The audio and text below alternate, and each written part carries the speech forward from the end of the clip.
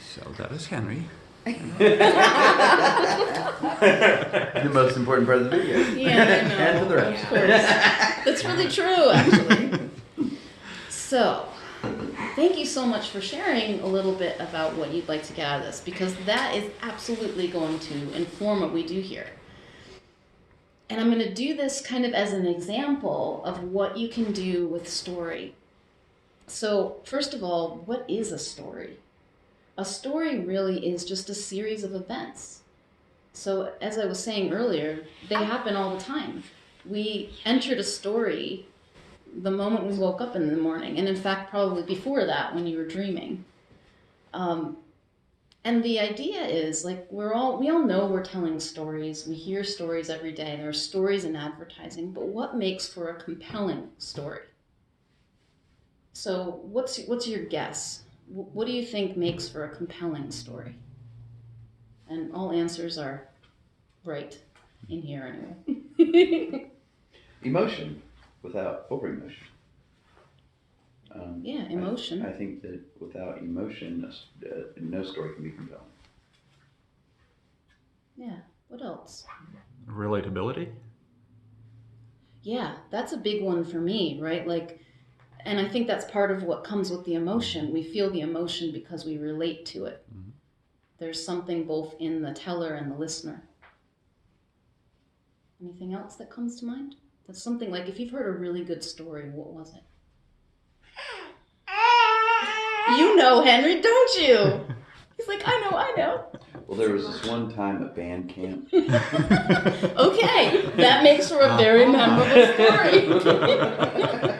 So, like, actually, to use that as an example, that's a really funny moment that became a something that we talk about in culture now for years. That movie was, God, that ages me, right?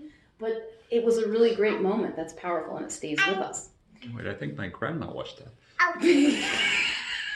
I gotta meet your grandma. So, what I love about the power of story, whether you're using it in marketing and business or you're using it to speak before an audience, is that we can communicate on so many different levels. When we start using story immediately, so part of my background is in neuro-linguistic programming. So one of the things that we learned is about how to create a light trance in listeners. And one of the easiest ways to do that is with story. So the moment that I'm telling you a story, and especially if we're in rapport, we're connected, we have an emotional connection already, you begin to enter this state of openness. So this is really, really good for building relationships and dating, right?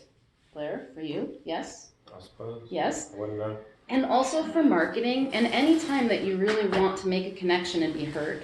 Like if you're in a class and you want to get a good grade and engage people and draw them in.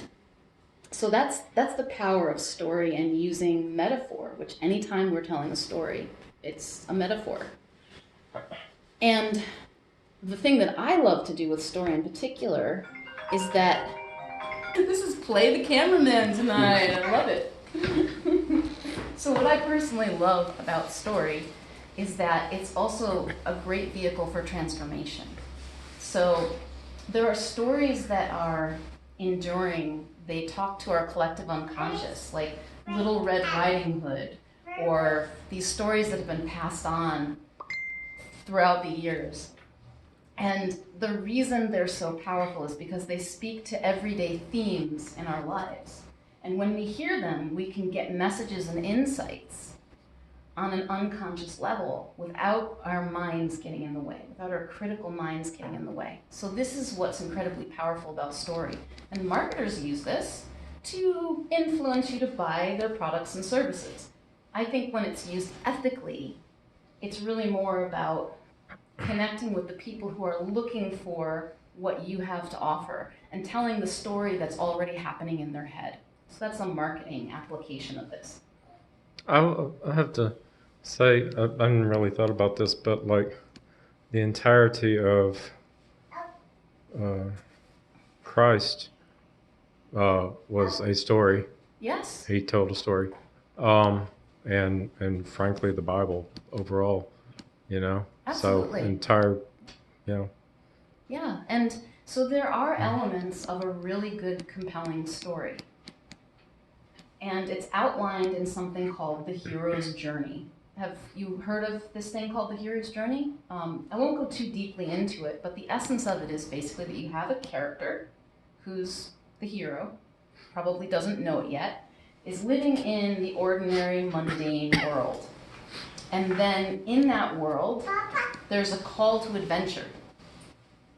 And so that hero has a call to do something different, to step outside of his or her comfort zone. And usually there's a refusal. There's a resistance. Like, no, I'm not going to do that, right? And then that hero meets a mentor or a guide who takes them on their way. And then there are ordeals and trials and tribulations and tests because there's an acceptance eventually of that call to adventure. They meet allies. They meet enemies. Things happen, in other words. It doesn't always go well. We don't know how it's going to end. But on the other side of the story, the hero gets a reward of some type. They go through all these trials and tribulations and then finally get a reward. They come out the other side and they come back to the ordinary world with their knowledge and wisdom and what they've learned. So this is really familiar. Any great story, whether it's American Pie or it's Star Wars in particular, is a really good example of the hero's journey. They all kind of follow this arc. And so when you're thinking about telling a story to people, if you can think in those terms about who's your character, what's the call to adventure, like what's the challenge that's put before them? Usually there's a problem that they need to solve. Who is the guide or the mentor that helps them? And then what are the trials and tribulations? And then what's the reward on the other side? And then how do they bring that back to their own life? Those are really the events. And in marketing, that story, the hero is always your customer or your client. And the guide would be you if you're running a business. So this is something that you can look at in other places. I really want to keep this time focused on having an experience, because I think that by far the most powerful thing, the most compelling thing about a story is being present, being open, and sharing what's really in your heart and really in your mind. And the way to do that is to do it. And the more you do it, the more comfortable you get, because especially if you're talking about getting up in front of a group and having to, speak when it's uncomfortable, yeah, of course it's going to be uncomfortable if it's something you haven't done before. But the more you do it and the more you realize that you can, the easier it gets. So I'd like for this to be a little laboratory or a place where we can experiment and kind of see how easy it can be to tell a story. Here are your rats. Hey, I don't have their signatures. They didn't sign a Okay, release. sorry. You're going to get me in trouble, Blair. Yeah, and how'd you leave yourself out of that? There you go. Okay, now it's fair. So, I didn't tell you what my intention is for today. So that's my hope for you, that you learn a little bit more, get a little bit more comfortable, have a little bit more daring as far as telling your story. See something new about what you might have to offer in terms of story. And just move a little bit more into letting people actually see you and feel you and experience you when you're speaking, when you're presenting.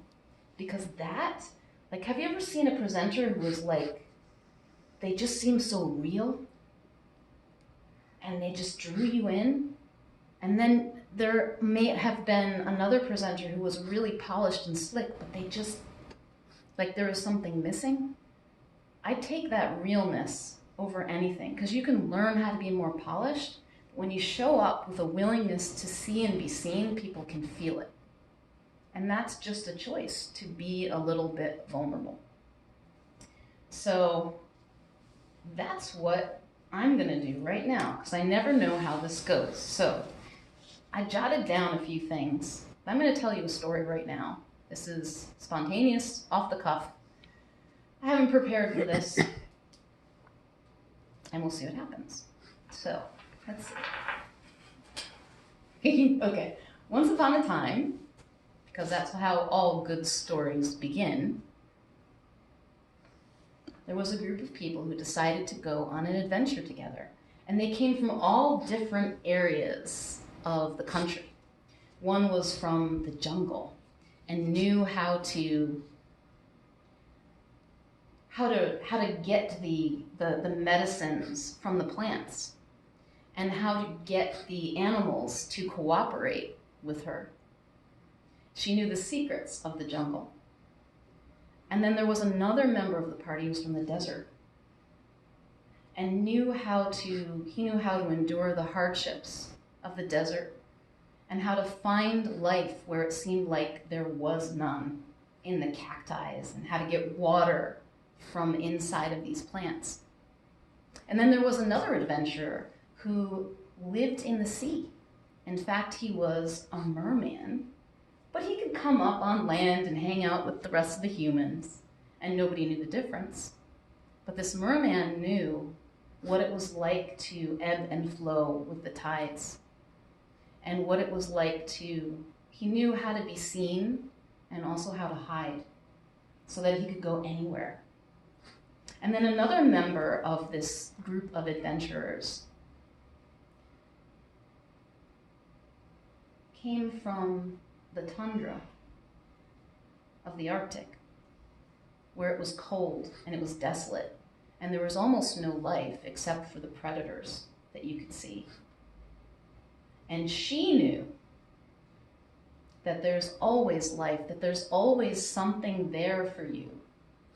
Even in the coldest and the darkest of the long nights that seem to go on and on forever, there's always something there when you're willing to look. And all of them had a story to tell.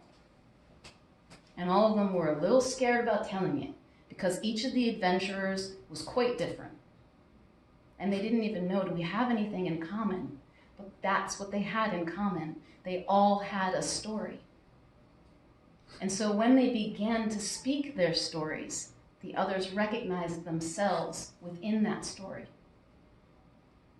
And something opened within them. And they were able to share the secrets that they knew by connecting with what it was to simply be an adventurer on a journey, going into an unknown place where they had no idea where they were going to end up, because that's the story that everyone is living in every moment. So that's my little story. So you can stop that. I think we've got enough time. All right.